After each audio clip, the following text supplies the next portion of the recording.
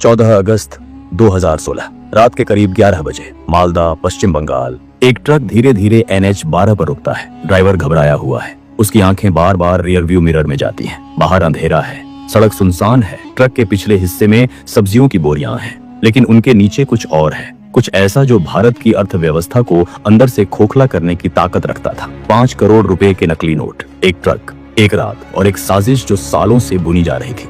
यह कोई एक घटना नहीं थी, यह एक बहुत बड़े जाल की एक छोटी सी कड़ी थी। एक ऐसा नेटवर्क जो पिछले कई सालों से चुपचाप भारत में जहर घोल रहा था, और उस जहर का नाम था नकली करेंसी।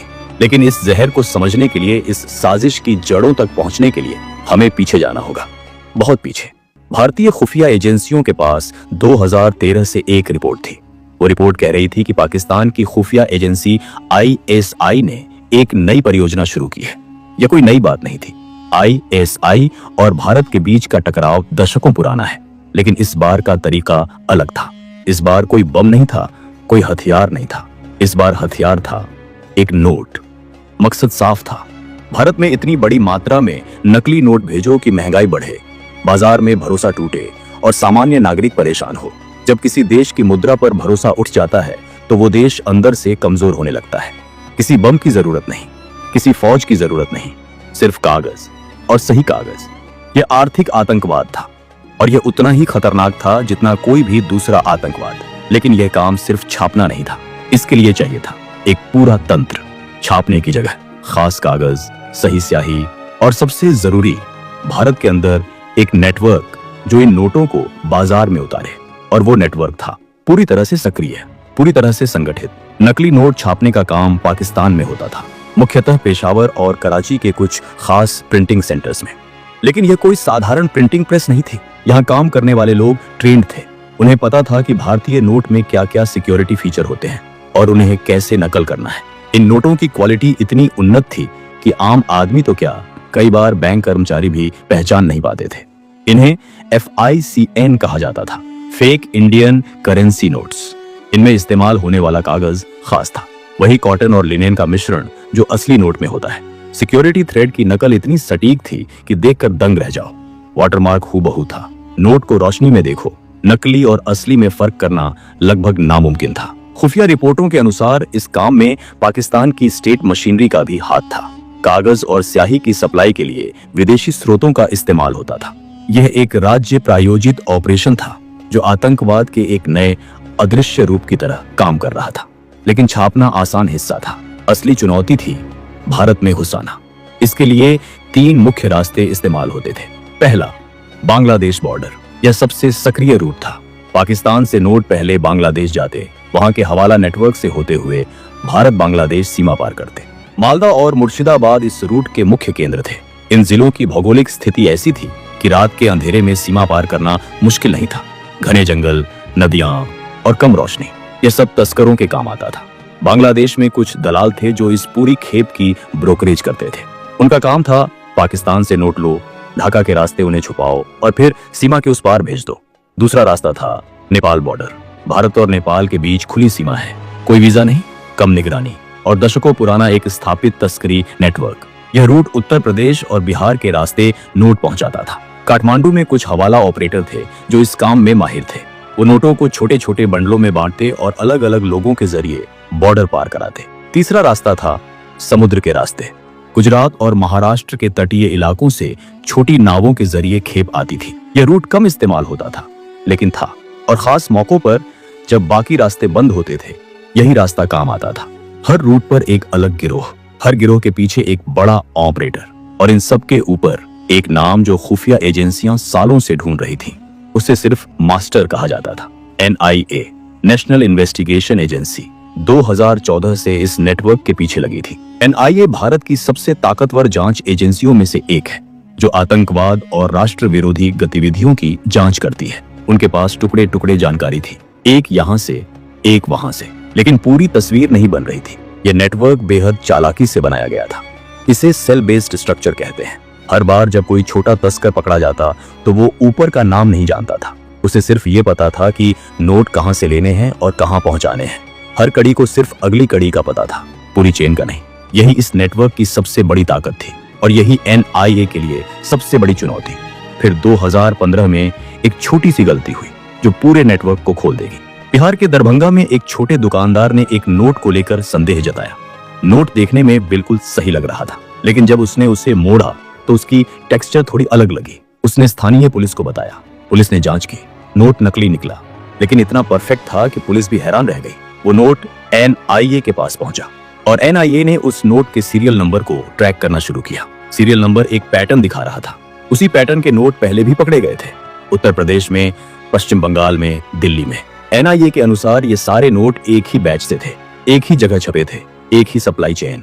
ये पहली बड़ी सफलता थी। अब NIA ने दूसरी दिशा से काम शुरू किया। उन्होंने उन लोगों पर नजर रखनी शुरू की जो पहले पकड़े गए थे, छोटे तस्कर, हवाला ऑपरेटर और वो दुकानदार जो जानते अनजाने इन नोटों को चला रहे थे। उनके फोन सुने गए, उनकी यात्राएं ट्रैक हुई, उनके बैंक खाते खंगाले गए। यह काम धीरे धीरे बेहद सब्र के साथ हो रहा था। महीनों की निगरानी के बाद एक नाम सामने आया, रफीकुल इस्लाम, मालदा का रहने वाला, देखने में छोटा कपड़ा व्यापारी, लेकिन उसके फोन कॉल्स, उसके बैंक ट्रांजैक्शन और उसके यात्रा के रिकॉर्ड एक और ही कहानी बता रहे थे। रफीकुल का काम था बांग्लादेश बॉर्डर से आई खेप को रिसीव करना और आगे डिस्ट्रीब्यूट करना। वो नोट नहीं छापता था, नेटवर्क नहीं चलाता था, वो सिर्फ एक कड़ी था, लेकिन एक जरूरी कड़ी। उसके ऊपर एक और था और उसके ऊपर एक और। NIA ने धैर्य रखा। उन्होंने रफीकुल को अभी नहीं छुआ, क्योंकि अगर रफीकुल पकड़ा जाता तो बाकी नेटवर्क सतर्क हो जाता। वो मछली को नहीं, पूरे जाल को खींचना चाहते थे। रफीकुल की निगरानी के जरिए NIA एक और नाम तक पहुंची और उस नाम के जरिए एक और। धीरे धीरे परत दर परत नेटवर्क का नक्शा बनने लगा।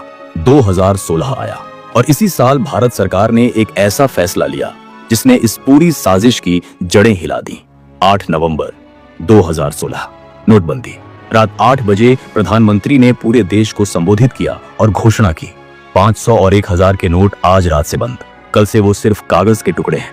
पूरा देश हैरान था, लेकिन सबसे ज्यादा हैरान थे वो लोग जो इस देश के खिलाफ काम कर रहे थे। उस रात पाकिस्तान के उन प्रिंटिंग सेंटर्स में हड़कंप मच गया। वो करोड़ों रुपए के नकली नोट जो वहां तैयार पड़े थे, जो भारत भेजे जाने थे, जिनके लिए महीनों मेहनत हुई थी, एक रात में बेकार हो गए। वो कागज के ढेर बन गए और भारत के अंदर जो लोग नोट छुपाए बैठे थे वो घबरा गए। उन्हें पता था बैंक में जमा कराए तो पकड़े जाएंगे, फेंके तो नुकसान, जलाए तो सबूत। हर तरफ से रास्ता बंद था। घबराहट में लोगों ने गलतियां की। कुछ ने नकली नोट नदियों में फेंके, पाए गए। कुछ ने जलाए, उनके घरों के पास राख मिली जो जांच में आई। कुछ ने घबराहट में उन लोगों को फोन किए जिनसे उन्हें नोट मिले थे और वो कॉल रिकॉर्ड हो गए। कुछ ने नोट पड़ोसियों को देने की कोशिश की और पड़ोसियों ने पुलिस को बताया। नोटबंदी ने एक काम और किया, इसने NIA को वो सुराग दिए जो वो सालों से ढूंढ रहे थे। इन नई गलतियों, इन नए फोन कॉल्स, इन नई हरकतों ने नेटवर्क की कई नई कड़ियां उजागर कर दी। NIA के पास अब एक पूरा नक्शा था और उस नक्शे के बीच में था वो मास्टर। उसका असली नाम था अब्दुर रहमान, बांग्लादेश का नागरिक, लेकिन वो भारत में ही रहता था, एक फर्जी पहचान के साथ। दिल्ली के एक साधारण इलाके में किराए का फ्लैट, बाहर से एक मामूली इंपोर्ट एक्सपोर्ट का काम। सब कुछ सामान्य दिखता था। पड़ोसी उसे एक शांत, सीधे सादे आदमी के रूप में जानते थे। कोई शक नहीं, कोई सवाल नहीं। लेकिन अब्दुर रहमान इस पूरे नेटवर्क का भारत में सबसे बड़ा ऑपरेटर था। वो नोटों की खेप मंगवाता था, उन्हें अलग अलग शहरों में डिस्ट्रीब्यूट करता था, पैसे वापस हवाला के जरिए भेजता था और ISI के हैंडलर्स से सीधे संपर्क में था, एक एनकोडेड कम्युनिकेशन सिस्टम के जरिए। उसके पास 3 अलग अलग पहचान थी, 3 अलग नाम, 3 अलग पते, हर पहचान एक अलग काम के लिए। NIA को जब उसके बारे में पता चला तो उन्होंने तुरंत कोई कदम नहीं उठाया। पहले पूरी निगरानी, पूरा डॉक्यूमेंटेशन, हर मूव रिकॉर्ड। जब तक पूरा जाल तैयार न हो, एक भी जगह हाथ नहीं डालना। दिसंबर 2016, करीब 6 हफ्ते की गहन तैयारी के बाद NIA ने योजना बनाई। एक साथ, एक ही रात में, कई जगह। ऑपरेशन का नाम था ऑपरेशन क्लीन स्वीप। हर टीम को अलग ब्रीफिंग मिली। हर टीम को बताया गया कि उनका टारगेट कौन है, वो कहां मिलेगा और किस वक्त। यह सब इसलिए जरूरी था क्योंकि अगर एक जगह रेड पड़ती और बाकी जगहें बच जाती तो पूरा नेटवर्क भाग जाता। रात के 2 बजे NIA की टीमें एक साथ 14 जगहों पर पहुंची। मालदा, मुर्शिदाबाद, दिल्ली, लखनऊ और कोलकाता। हर टीम के पास एक लिस्ट थी। हर लिस्ट में नाम थे। हर नाम के सामने एक पता था। दरवाजे खटखटाए गए। कुछ ने खोले, कुछ ने नहीं खोले। जो नहीं खोले वो दरवाजे तोड़े गए। कुछ ने भागने की कोशिश की, एक ने पिछले दरवाजे से निकलने की कोशिश की। NIA वहां पहले से तैयार थी। एक ने खिड़की से कूदा, टांग टूटी। एक ने नोट जलाने की कोशिश की, लेकिन देर हो चुकी थी, सबूत मिल गए। उस रात कुल 23 लोग गिरफ्तार हुए। 23 लोग जो इस देश की अर्थव्यवस्था को धीरे धीरे खोखला कर रहे थे, जिनमें से कुछ को शायद यह भी नहीं पता था कि वो किस बड़े जाल का हिस्सा है, लेकिन जानते थे या नहीं, कर वो रहे थे देशद्रोह। और अब्दुल रहमान को दिल्ली के उसी किराए के फ्लैट से पकड़ा गया। जब NIA की टीम उसके दरवाजे पर पहुंची तो उसने शुरुआत में खोला नहीं।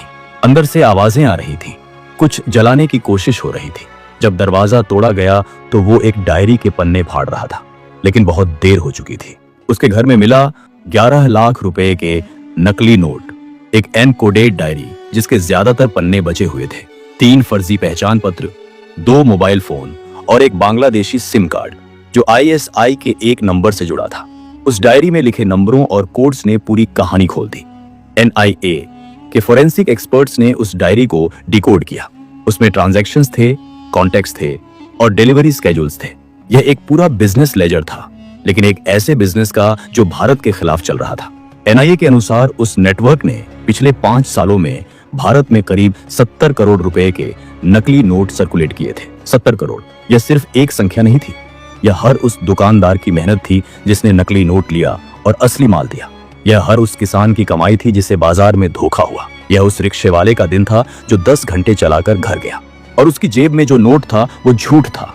यह उस बुजुर्ग की पेंशन थी जिसने बैंक से पैसे निकाले और घर पर रखे, और जब जरूरत पड़ी तो पता चला कि वो कागज के टुकड़े थे। जांच में और परतें खुली। पूछताछ के दौरान गिरफ्तार लोगों ने बयान दिए। एक एक करके नेटवर्क की कड़ियां उजागर होती गईं। यह पता चला कि इस नेटवर्क में सिर्फ तस्कर नहीं थे, कुछ सरकारी कर्मचारी भी थे जो आंखें मूंदे बैठे थे। कुछ बॉर्डर पर तैनात लोगों को नियमित रकम मिलती थी, बदले में वो खेप को आसानी से पार करा देते थे। कुछ बैंक कर्मचारी थे जो नकली नोट पहचान कर भी चुप रहते थे।